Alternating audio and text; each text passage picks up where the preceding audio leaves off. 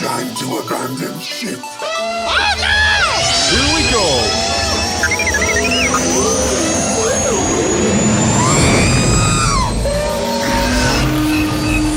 Can I persuade you to join us for a drink? It's a tradition. Here, here. Jar Jar, homie, my main man, quickly. Before the Separatists attack, get into the escape pod. Hey! This is escape, then we're the pod.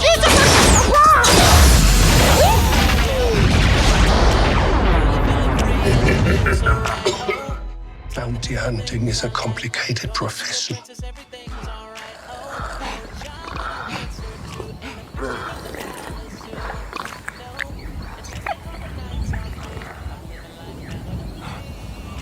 You want some soup? Don't you agree?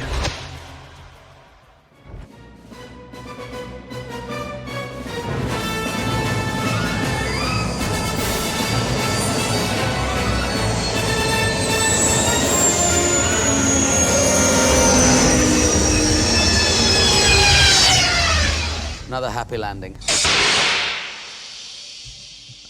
Welcome back, Reed. Hey, man. All right.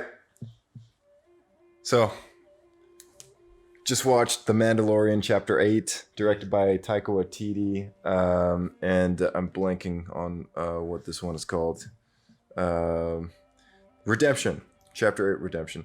Okay. So, we just had to look this up because we missed it when in the initial view. But Cara Cynthia Dune is of Alderaan. Yeah. Which is actually pretty interesting because you may want to get closer to the mic here. Because Alderaan at this point in time is it's blown up. Long so gone. So she has no home. She's which explains a lot of why she would join the rebellion as a shock trooper. Why she's a floater, kind of a ghost, going around the galaxy and doing whatever. So that was kind of interesting. And we got a lot more on the Mandalorian. We finally got his name and we got his face. And I predicted both these things a couple episodes ago.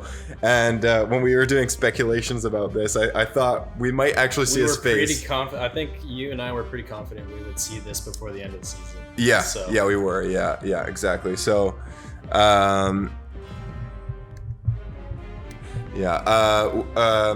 so we saw his face. His name is Din Djarin. Former or decommissioned Mandalorian hunter. Yeah, former or decommissioned Mandalorian hunter. Well, I guess not hunter of Mandalorian, but he's just a Mandalorian hunter, I guess. Yeah.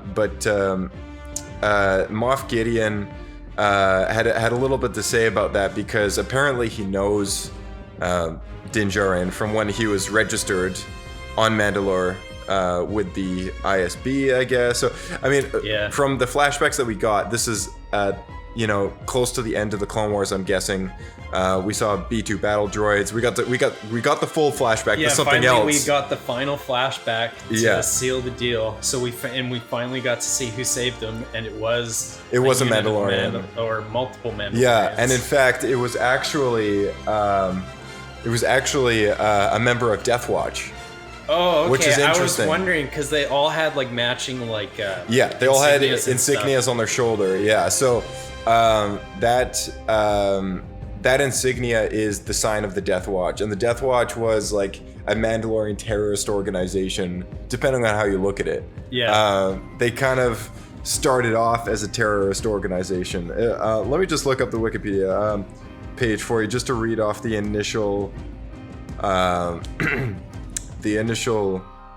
Oh, here, better yet, the StarWars.com databank. Death Watch. The warrior clans of Mandalore were believed to have been wiped out years ago, their tattered remnants exiled to the Concordia moon. But as the Clone Wars swept the galaxy, the treacherous Governor Pre Vizsla resurrected the Mandalorians, and with them their legendary combat armor that was feared across the galaxy.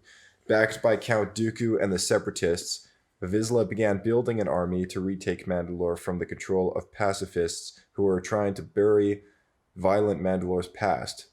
As the coup became inopportune, Dooku abandoned the Death Watch. The warriors wandered the galaxy for a time, then helped conquer Mandalore as part of Darth Maul's Shadow Collective. Maul then became Death Watch's leader when he killed Pre Vizsla. And there's a bit of a black hole here because we're going to get the Siege of Mandalore in the Clone Wars in February, that finale to the whole animated series. Okay. But throughout the series, you get glimpses about Mandalore and stuff like that. But Yeah, it all kind of leads up to the Outer Rim sieges, which is what Anakin and Obi-Wan rushed back from at the beginning of Episode 3. Yep. So the Outer Rim siege is also known as the Siege of Mandalore, I guess, is something we've yet to see. But it's around this time, I guess, that another planet that Din Djarin, yeah, that Din Djarin as a young boy is on. I guess a separatist assault is being launched on this planet, and at this point in time, we're not really told exactly what it is. At this point in time, though, the Death Watch has basically split in two, because when Darth Maul, being an outsider to Mandalorians, takes over, I think we brought this up before. There's a bit of a splinter cell that kind of breaks off from Death Watch, and a lot of them end up following Satine, which was the Duchess of Mandalore, her rebellious sister, Bo-Katan. They end up following her, I guess, fighting against the old, the Death Watch, who's led by Darth Maul. So half of Death Watch is fighting the other half of Death Watch, who's led by Darth Maul, and this is on Mandalore. So I don't know what's going on here. Like, maybe what we're seeing of internal is politics. Yeah, exactly. And what we're seeing is possibly a group of the Death Watch that who has split off from Darth Maul's collective, Shadow Collective. I'm assuming that these are the Death Watch that are more or less the good people, because they're taking it out on the separatist droids, like the what now they know as the enemy, because Dooku basically turned their back on them. And so even though, so to some people, I guess, to the good side of the Death Watch, led by Bo-Katan, I guess they've got two enemies. They've got Darth Maul and his half of the Shadow Collective and the Death Watch and whatever on Mandalore. And then they also have Dooku, who was once an alliance to the whole of Death Watch, who turned their back on them in the past, and now they're taking it out on maybe the droids or something like that. I don't really know. What do you make of that? No. Do you think do you think they're like acting as vigilante kind of characters? Like that's kind of what it looks to me. Yeah, I don't know. I guess because they went down there and they definitely gave like a lot of importance to the one Mandalorian that specifically saved Din Djarin to get out of there with him. And so I guess they're definitely focused on like saving who and what they can and building themselves up at the same time. So I have no idea, because all we see is their insignias on their armor and that they're fighting the separatists, which I don't think you could blame anyone for wanting to fight the separatists, regardless of their creed or whatever it is they're going through at that point in time. So so what we get is now this was on my list of predictions, but we got the full flashback. Yes, we got his face which is nice. And we got his name. So we got a bunch of things that I don't think we ever talked about his name. It was mostly just like his face and who saved him. We had a long discussion about who did or didn't save him or whatever. That was pretty funny. Yeah, exactly. That ended up being quite the discussion, actually. But it turns out now it's just Death Watch. But that's a bit of history on Death Watch. I thought it was cool that they kind of brought out the repeating blaster cannon, the E-Web. If you've played games like Star Wars Imperial Assault, you'll know them to be quite the deadly enemy. But yeah, most of the time, I think we very, very few times have we seen like this E-Web show up in the live action films, and like like it's funny now that I remember. It really was a classic Star Wars moment, because that happens. I think you see it maybe on Hoth or something. It's something similar. You see it in Empire Strikes Back. The snowtroopers come, and then as Darth, or I think just before Darth Vader enters the hangar where the Millennium Falcon they start setting up they set up the blaster, but then Han's point defense guns them down. Yeah, I don't know if that's actually like an E-web or if it's just a repeating blaster cannon on like a mount or something. They said it wasn't. Oh, the one in Hoth? That might be the predecessor that they were talking about. Yeah, because he's saying this is like the new... Moff like Gideon was talking about the new improved one or whatever, which is like a shocker because throughout this whole thing, we're watching these stormtroopers or scout troopers with like cruddy old plastic, like that opening scene with the two scout troopers. Okay, yeah, let's jump back a bit. Let's jump back to the beginning. So that was gold. Oh my gosh. This opening. That was great. That was fantastic. I like when we were watching this instantly reminded me of those super high budget fan films that you see on YouTube that are just, they crack you up because like they're so funny to watch and they look so good. It's so great. Yeah. It was such a great insight into like just daily life as a scout trooper. Exactly. We didn't need it at all, but it was I'm so glad they threw that in there because it was so fun. Because it's like the one guy's like super like curious and like wants to know what's going on, and then the other guy's like, dude, we're scout troopers, just shut up and do your job. Who cares? Oh yeah, for sure. He's like, I want to look at it. It's like, no, dude, just chill. Like, stop asking me stuff. They don't know what to do. They don't know what to do with themselves. They're just so bored. It's like there's a bit of a moment in the Clone Wars when two of these scout troopers, they're clones though. Yeah. So they're a little more capable, but they come up to General Windu and then they give their report and stuff like that, or something like that, and then he goes, "Oh, good, Commander. Get some rest." And then they kind of like look at each other and go like, what does that mean? What does that mean? Yeah. It's a brief little moment. Then the camera kind of pans away, but it kind of reminded me of that. Just two scout troopers hanging out in the middle of nowhere with this like Yoda baby thing. And then they have no idea what it is. They have no idea. They sack it like 3 or 4 times. That was so good. They're beating this thing that they've been like instructed to retrieve. Oh my and goodness. They're just like, it's like right away you're like, dude, stop hitting the baby. You know? Exactly. I was just waiting for him to like force choke one of them out or something. But it just doesn't happen.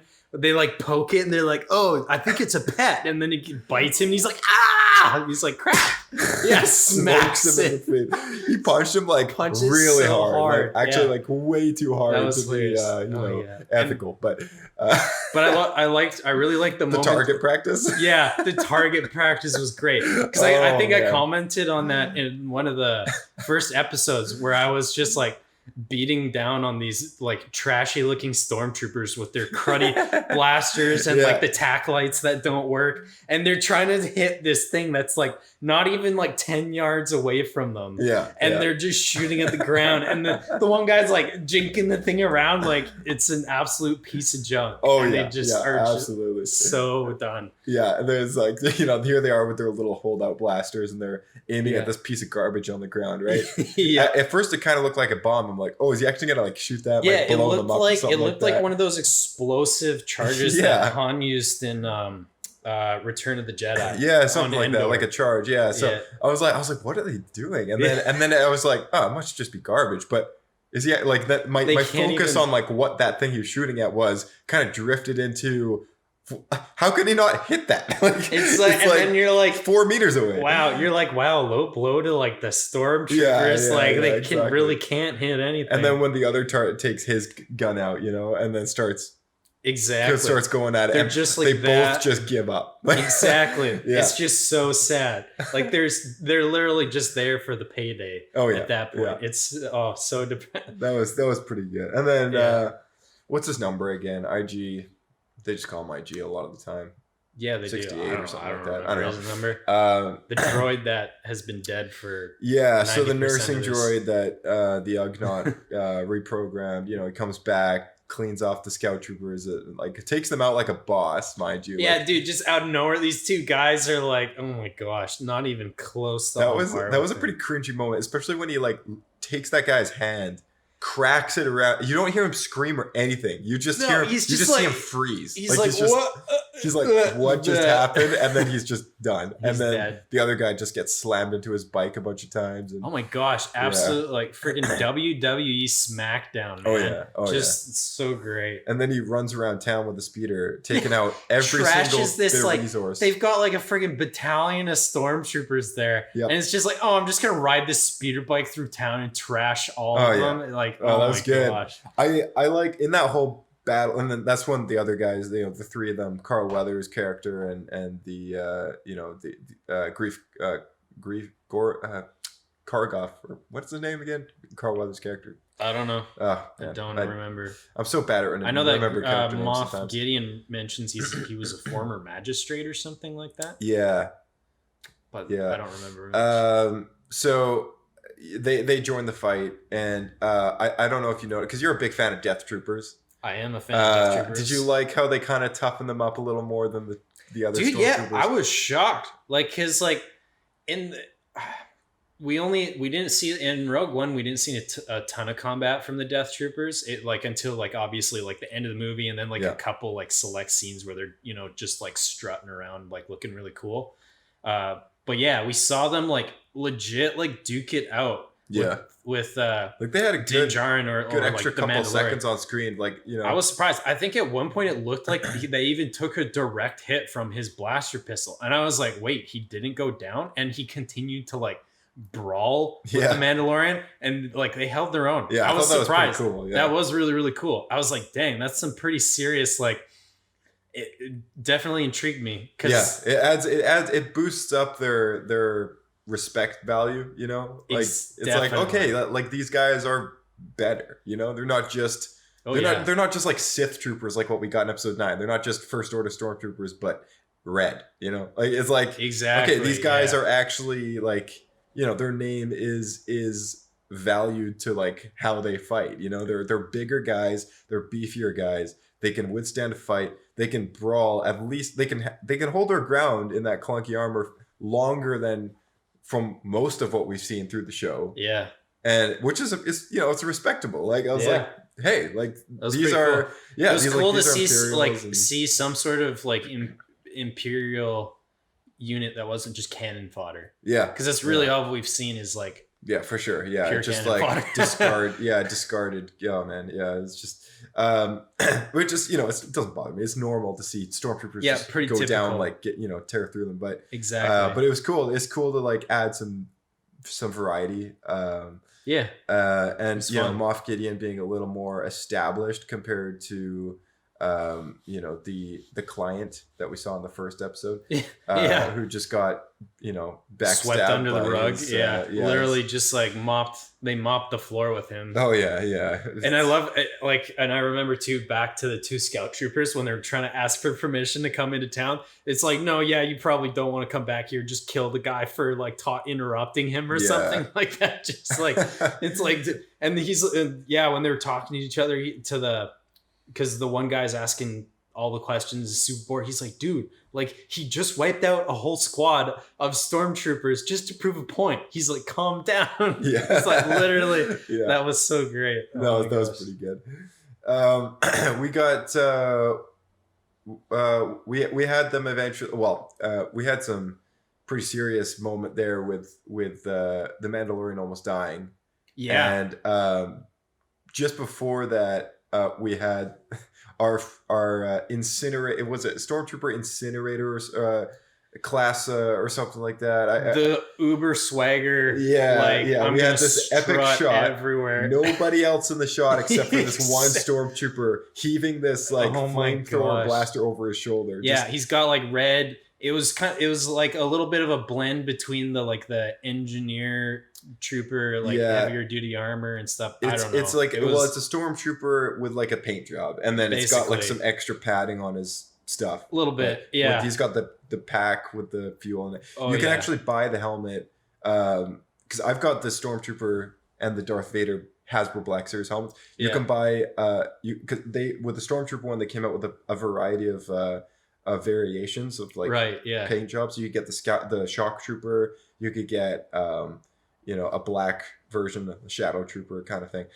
So there's a whole bunch of different ones that they made, but the newest one is the Incinerator Trooper, I believe is what they're calling him. And I was wondering when he was going to show up. I was like, okay, when is he going to show up in the show? This helmet's been out for a while, or it's been announced for a while at least. When are we going to get him? If we finally got him in the last episode and we saw Baby Yoda take him out, rebounding that fire back in his face, that was cool. Yeah. Oh man, yeah, man, I couldn't get over that swagger though, dude. Like Solo struts into the place and it's just like trying to torch everything. But yeah, 1v1's Baby Yoda and loses. A lot of focus on the troopers this time around. The opening and then that and oh man. Yeah, pretty much all of them dying with a few exceptions. Yep. Make our way down to the catacombs and Din Djarin finally gets his jetpack. Yep. So that's cool. Yeah, but before that happened, I was a little bit miffed because I thought because we see a pile of Mandalorian armor and helmets. Oh, yeah. You thought that they all died or something like that, and right? I was a little bit miffed how they kind of just like swept that one under the rug a little bit. They're like, oh yeah, it was all our fault. We revealed ourselves. And it's like, and the one dude, like, because the Carl Weathers' character has still been there the whole time. It's like no one noticed a giant underground battle between the Imperials and the Mandalorians. Yeah, I thought that was kind of strange. Pretend. Was Carl Weathers on because we saw Carl Weathers' character. This is possibly him, but is it possible that he was the one that went back for that body of the assassin that we saw the guys on the speeder bikes, take her out? I don't know. Because that was a couple episodes ago. Oh, that's right. Yeah, so I don't know if he's been on the planet that whole time or not. I don't know. Yeah, we never got any like closure to that. That's true. Yeah. Wow, good one remembering that. That's one thing that kind of stuck with me the whole time. I was like, okay, where are they going with that? But it's probably going to be like a revenge episode next season. Just like some guy's going to show up and be like, you killed my best friend or brother or something. My wife, my girlfriend, the girl. So I don't know. I don't know if it's confirmed that he's been on the planet that whole time or not. But he admits like, okay, I had nothing to do with this. And then the what do we call her? The Shock Trooper? The Mandalorian. Oh, woman. the blacksmith. Yeah, kind of like equivalent. what did they call that down there? They had a name. They had a name for her in the first episode or something like that. But I don't remember. Anyway, so she kind of equips them up and everything like that, which it's cool. And we see her, choose to stay behind. And it's like, okay, she's probably going to die, right? And then we saw a little brief moment where she takes out like 5 or 6 stormtroopers by herself with some tools. And it's like, okay, she can hold her own. And then got some more strong female character moments where she's like strong female character moment. And then it was cool. We didn't really need it. It was cool. I was all right. I think it was like, it's basically just like there to prove, okay, she's gonna live. We're gonna see her again in the second season. She can take care of herself. She's gonna be fine down here on her own, cleaning up all the Mandalorian armor, probably making like reforging Beskar tiles out of it or something like that. Yeah, it looks like she was trying to pack everything up. Yeah, it seems like she was like recycling sweet all time doing it bit by bit and But I think I was a little miffed that they kind of just breezed over the whole entire the whole exodus of all the Mandalorians off planet. Yeah, she just kind of was like, she's like, oh yeah, lots died, some left. I don't know. I'm like, okay. Yeah, I was like, whatever. It's like, it would have been cool to have like a transmission from like even Jon Favreau's character, Pal Vizsla or something from sending that to the Mandalorian saying like, hey, this is the situation, we're all leaving. It would have been cool to have that at least at some point in the show, but something. Whatever. But no, they just kind of every Mando for themselves. Yeah, totally. And then we get to this cool lava river, which this astromech droid. I was actually pleasantly surprised when it kind of stood up, and it's like, whoa, like got a new droid turning into sort this of weird, not really creepy crossover droid. the farrier. Kind Exactly. I was like, The that was ferryman. such a funny, hilarious metaphor. Like it's literally like taking on them on the hover boat thing to their Yeah. death. Yeah, And I'm yeah, like, exactly. wow, right on. Nice Yeah, metaphor to there, the guys. underworlds. Exactly. Yeah. Literally That was cool, the though. underworld. Yeah. That was cool though. I really liked that. I was The like, that's lava such a looked cool awesome. combo. I was like, I didn't know astromechs had legs. Yeah. Okay. The lava looked fantastic as well. Oh yeah, that by was. the way. Oh yeah, the movie was like gorgeous as always. Like, Yeah. so cool. Like I they- remember watching like visual effects breakdown for the Revenge of the Sith lava scenes. And what a lot of people don't Yeah. realize is that entire lava river is actually it's all practical effects. Like they filmed a miniature model of this giant Mustafar model that they had. It was Yeah. sloped downhill, and they had this river that they'd forged out, and then what they did was they had a transparent under glass to it, and they poured like a combination of food coloring and corn syrup and this and that Dude, down, that's so and they cool. had I like had no chunks idea. of rock and stuff. Yeah, and they had this all Aw. this like stuff like going down this, and then they lit it from underneath through the transparent Right, underbody, yeah. and it lit up yellow and everything, and it looked like lava. So That's yeah, sick. and then a lot of the fire elements, of course, were filmed from a real volcano, and Yeah. they had 3D effects obviously on top of that, but Oh yeah. and comp helped whatever, but yeah, it looked amazing. Like the practical effects of that river, It most did. people just think it's CGI, but Oh, yeah. it's a legit miniature model. That's so cool. Yeah, so it's super cool. So I wonder if they did the same for this episode, because I know that they've been leaning towards practical effects for quite a bit of this episode, but I don't know. It's kind of tough to say. I want to say that I know the budget's pretty high for these episodes, but that's Yes. a very time consuming thing to do. Yeah. So I want to say that it's actually not practical, but it looked really well done, like super did. well done. Yeah. Very close to Looked what we great. see on Mustafar. Definitely. Yeah, and then at the very end there had that ultimate showdown. The droid noble sacrifice blows up the troopers, and then we have the TIE fighter face off between Moff Gideon and the Mandalorian. Yeah. See some good action there, and I really want to get to like the ending, because Oh my gosh, yeah. the dark could- saber. The dark saber. The dark saber. Now I just filled you in a little bit, Yeah. but yeah, what I want to do is kind of like for a lot of people who haven't really followed the path of the dark saber through this whole Yeah, because journey. have we talked about it that much on the podcast? I think it's come up maybe once or Maybe twice. I once or don't know twice, if our yeah. Maybe once or conversations were twice. all on mic, not a though. crazy amount of time, but so I think I did read the legend at one point, but maybe I'll read it again. So basically, actually no, I'll skip over the legend, but I'll just, in short, the dark saber is created by Tar Vizsla way back. We're talking like 1,000 years before the Phantom Menace. Yep. Like, old Republic days. And he was the first Mandalorian ever inducted into the Jedi Order, because at that time it was tense. Like the Mandalorians and Jedi didn't really get along at all.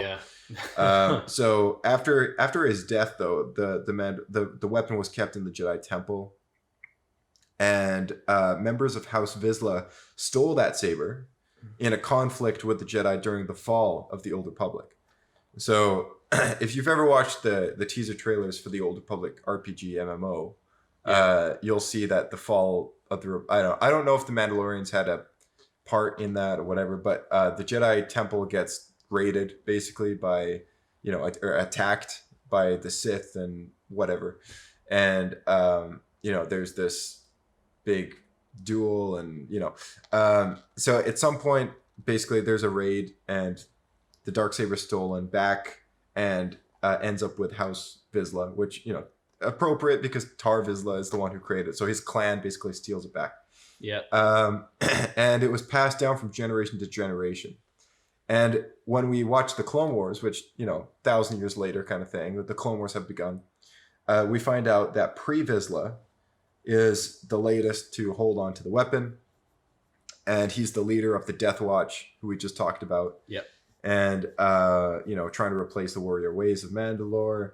And in a way, like he almost looks at the Darksaber is kind of looked at as like an icon of leadership towards a lot of Mandalorians. Definitely. Yeah. So by so by the Clone Wars we get, you know, the Vizsla House still carrying this Darksaber, but towards the end of the Clone War, we have a bit of a coup when Darth Maul barges in to the throne room after this whole attack that Pre Vizsla arranges with his Death Watch on Mandalore and everything, and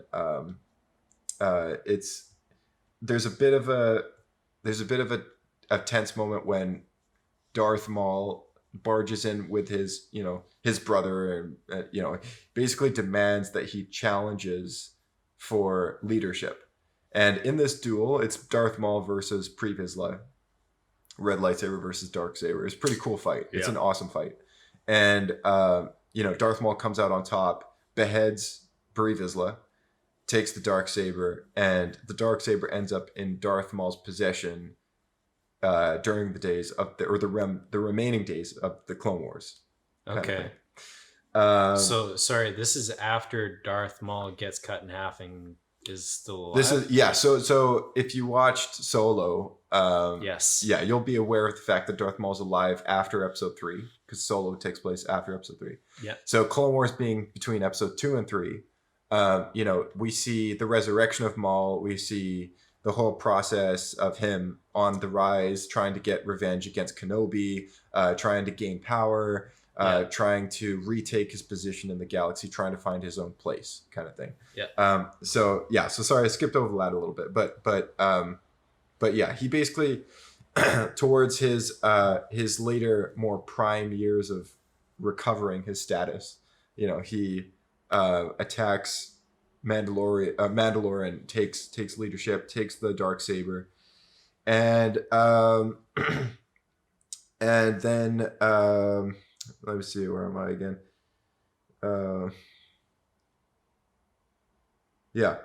So Maul, there's a comic book that's called Son of Dathomir that kind of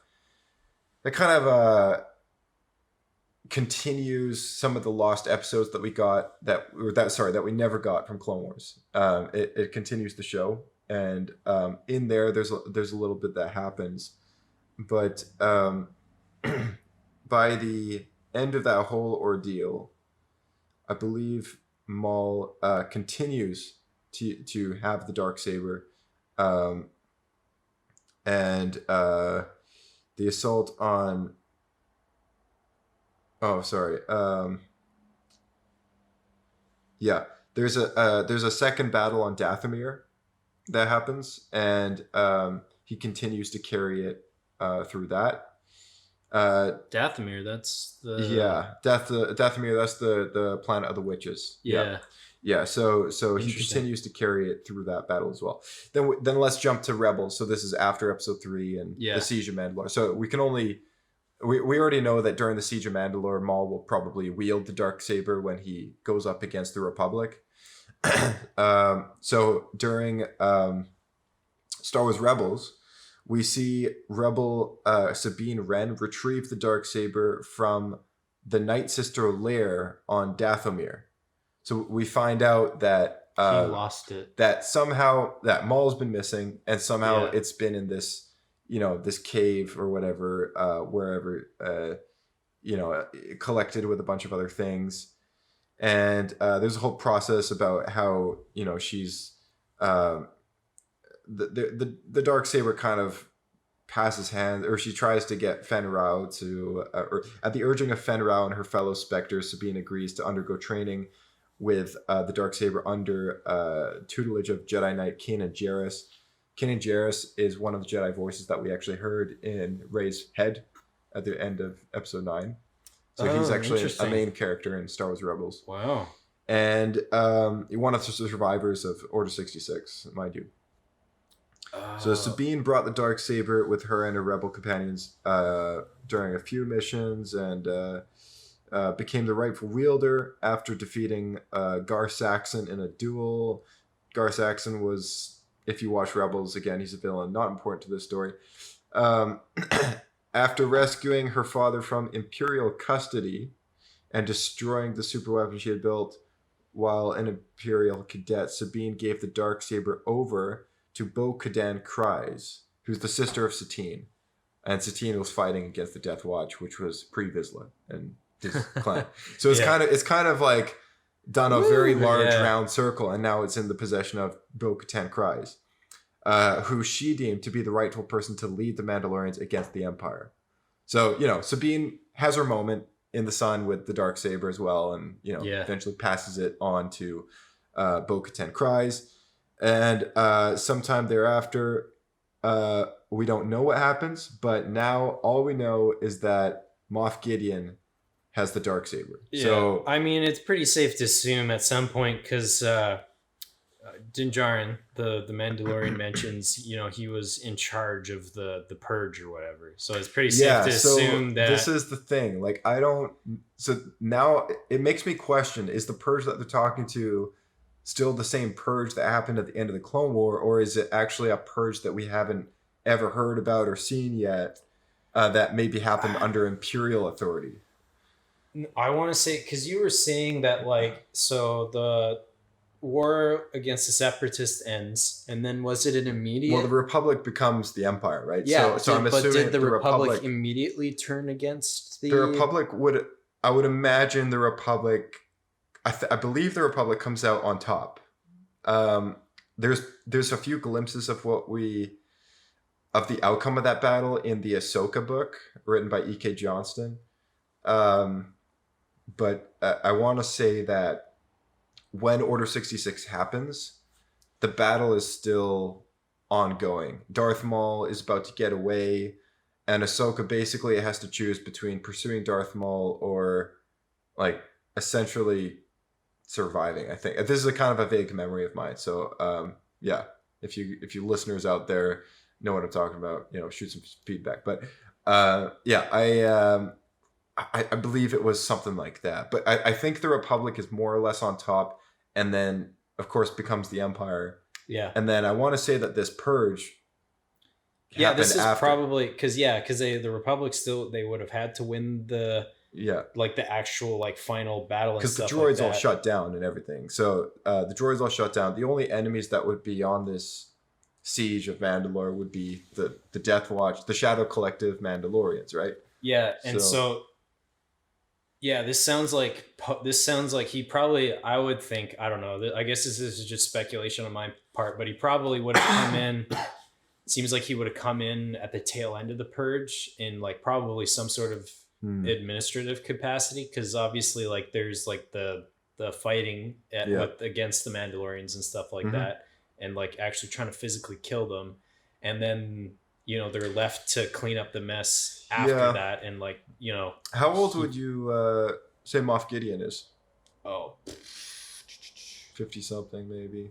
Yeah, all right. Pretty easily. So between the Mandalorian and that siege of Mandalore, it's about 40 years, 35 years or so.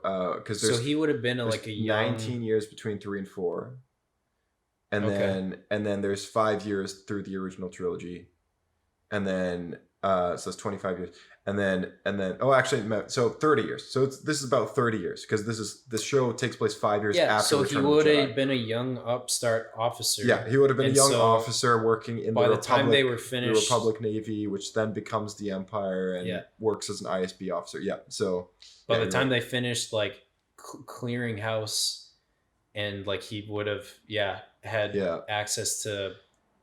My suspicion then is that Moff Gideon was probably a part of that siege of Mandalore, working for the Republic, and then later on, when it becomes the Empire, continues to maybe hold a little bit of fascination for the culture or something like that. Yeah, and actually, now that I think about it too, he's the only, like, leading, other than, like, I guess Anakin Skywalker, he's been the only Imperial, like, official that we've ever seen who's more than just, like, an administrative, like, policy guy. Like he can fly around a TIE fighter. Like the dude's like had legit, and he's pretty confident and like calm out there on the middle of the battlefield. Battle expertise, so he's got some sort of combat expertise and stuff like that. So I'm curious if it's purely like he's a fighter pilot or was a fighter pilot, or like he had some other training as well. Oh, and now that we see the Darksaber, this is where I get really amped up. So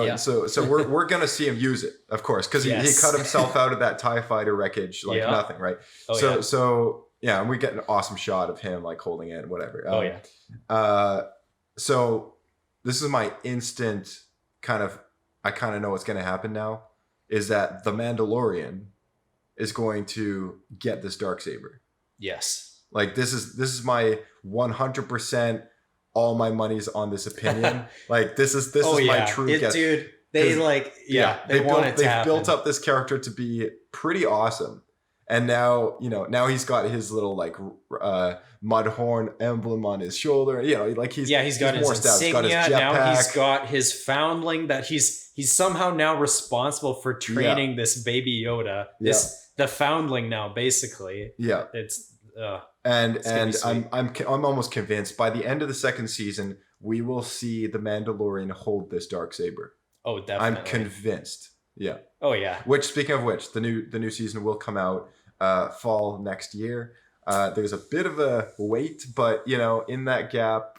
That's not too bad. It's not too bad. But in that gap, I mean, I believe, I don't know for sure if this is happening. Like, I need to look this up again, but don't quote me on it. But I think that the Rogue One prequel Disney Plus series is coming out next spring or summer. Whoa! They're having prequels, a prequel series for Rogue One. Yeah, it's Cassian Andor and K2SO. It's a little prequel series on them. Who were they? From Rogue One, Cassian Andor. Oh, and him, the droid, and K2SO. Yeah. Yeah. Really? Yeah. K2SO. Yeah. Interesting. Yeah. So are they going to use? Do we know if they're using the same year or the year after? But are they using the same cast? Yep. Okay. Yeah, 100%. And then also we got the Kenobi series. I don't know when that's coming. Though. It might be 2 years away. So pumped for that. That's pretty cool. I'm kind of excited for the. Yeah, they announced it a long time ago when they first announced The Mandalorian as well. But I think it's kind of been forgotten since the news of Kenobi and everything like that. I've heard absolutely nothing. Yeah, I heard about Kenobi like once from my brother, or other than I guess when we've talked about it. Yeah. Now that I think about it, so. Yeah. The one thing I do want to mention, one speculation that I had, which didn't come to fruit, but everything else did, was the resolution of what happens with the child. So we don't actually get to find out yet of what happens with the child, but it's safe to say that the Mandalorian is working on finding his. Yeah, he was race. Given. Yeah. Sorry, what were you gonna say? Oh, just his race, like to put him back where he belongs, kind of thing. Yeah, it was. Yeah, that was kind of an interesting part when the foundry, the head foundry gal, like talks to him or whatever. She's like, "Oh yeah, so either you train him as a foundling, or you take him back to his race." And he's like, "What?" Yeah. He's like, I'm like, he's barely able to stand up, and he's like, "You want me to go train this thing as a foundling?" Yeah. She's like, "Yeah, see ya." Yeah, exactly. Have fun. Yeah. Like, okay. So that's gonna be cool to see how that turns out. It's gonna be cool to see. I think I have suspicions that along with him getting this Darksaber, maybe the death of Moff Gideon or something like that, that we actually do get, a finale, kind of like a resolution of like what happens with the child. Like I don't see them carrying this story more than another season. No, I don't think. Yeah, I'd be super because the kid's been a baby for 50 years. Yeah. And so he's not. Unless they do some serious time tripping. Well, and the crazy part, a lot of people had suspicions that the child or Baby Yoda would show up in episode 9, but I thought to myself, that's only 25 years later, or 30 years or 26 or something like that, years later. Yeah. There's no way, he would look the same. So, and sure enough, we didn't get him in the movie, but no, yeah. I'm very strongly on the side of the fence that thinks like, yeah, he's gonna, we're gonna Something's gonna happen. we're gonna have him get back, or maybe he dies. I don't know. Maybe he dies. I mean, he certainly got beaten to pulp. Maybe he's got some. Oh, man, that's actually pretty funny to watch. That was so good. Pretty comical. Oh my, yeah, that was such a great way to open that episode. Yeah, exactly. But yeah, so yeah, any other speculations for it? Not that I have at the moment, but Any comments on the jetpack? We finally got the jetpack. Oh, cool. I was like, okay, finally, like he gets his jetpack. Yeah. All right, thank you so much, Reed, for coming back on the show, and to all you listeners out there for tuning in. We got great more Star Wars content coming your way. But I just want to send out a quick thank you to all those who have participated in the roundtables for the last couple weeks. Mandalorian, it's an awesome time to be alive with Star Wars live action coming out every week. It's fantastic. I'm looking forward to the next season, and some extra speculation for you. Will there be a time jump between season 1 and 2? Let us know. We'll pick up a year later. We'll pick up 6 months later. Shoot us a tweet at SW Escape Podcast, or shoot us a voice memo at theescapepod@outlook.com. Do that, and be a part of the discussion, because we want you to participate in the show as a listener as well. So going into the new year, we're gonna have to shift gears a little bit. Mandalorian's over, episode 9 is out, so we're gonna be picking up with Diego on the Clone Wars and continuing that train of episodes. If you're following along with that show at home, it's a great way to get through the show. And we'll be trying to maintain that train for as long as we can until we hit Rebels. But that's not for weeks down the road. Disney Plus will be launching new Clone Wars episodes coming in February. That'll be kind of a show finale that we never got, so that'll be kind of cool as well. But with all that said, everyone, have a great new year. Again, it would be awesome. Rate well, shoot this podcast to a friend or so. That would be awesome. The feedback is greatly appreciated. So, once again, have a happy new year. I'm your host, Josh, and you're listening to Star Wars Escape Pod. May the Force be with you.